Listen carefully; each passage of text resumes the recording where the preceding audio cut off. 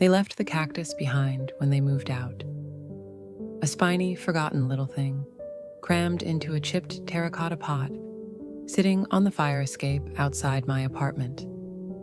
No note, no name, just a plant that looked like it hadn't been touched in weeks, maybe months. I noticed it the same morning I woke up from a dream where everyone I loved had disappeared. Funny how something so small and silent can feel like a mirror. The cactus was shriveled but not dead, brittle but standing. And somehow I understood that feeling, being alive but only barely. I didn't bring it inside right away. I just stared at it through the kitchen window while sipping lukewarm coffee, wondering what kind of life can survive in that much isolation. The wind was cold, but the cactus didn't flinch. That morning, I whispered, not expecting an answer. "Still here, huh?" You'd think plants need pampering, rich soil, rainwater, careful pruning. But cacti are different. They are built for absence. They thrive where nothing else will grow. What I didn't know then was that cacti store water deep inside their tissues, rationing it slowly over time.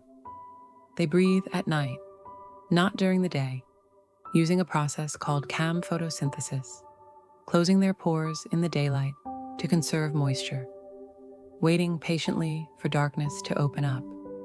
I didn't just admire that, I envied it. Their whole biology is a quiet act of resilience. Did you know? That very mechanism, the ability to close off during harsh conditions and open only when it's safe, is what lets them survive where most things wither. A cactus doesn't fight the desert, it adapts. I started talking to it, not daily, not on purpose, but in those quiet moments when I had no one else to speak to. "You're tougher than you look," I'd mumble, half to myself. I didn't water it often, afraid to drown it. I read somewhere that overwatering can kill a cactus, that too much kindness can be fatal. That hit harder than I expected. So I held back. I watched. I learned. One morning, I noticed a tiny bulge near the top of its arm. A bud.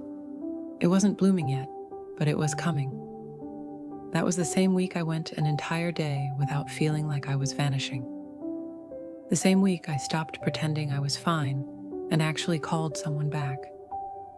The cactus was still small, still scarred, but it was alive. So was I. I think the loneliness had made me believe I was unlovable in the way deserts are believed to be lifeless, just because they're dry, just because they don't welcome everyone. But deserts have their own beauty, their own ecosystem, their own quiet rhythm, and so do people who feel too much and talk too little. The cactus didn't need me to heal. It already knew how. But in caring for it, in witnessing its survival, I learned something essential. Maybe I didn't need fixing. Maybe I just needed time. Stillness. Space to hold what little light I had. Now the cactus sits on my desk in a new pot I painted by hand. Soft blues and yellows, like a desert morning. It's still not blooming yet, but that's okay. Not everything needs to flower right away. Some things grow roots first. Some things open at night.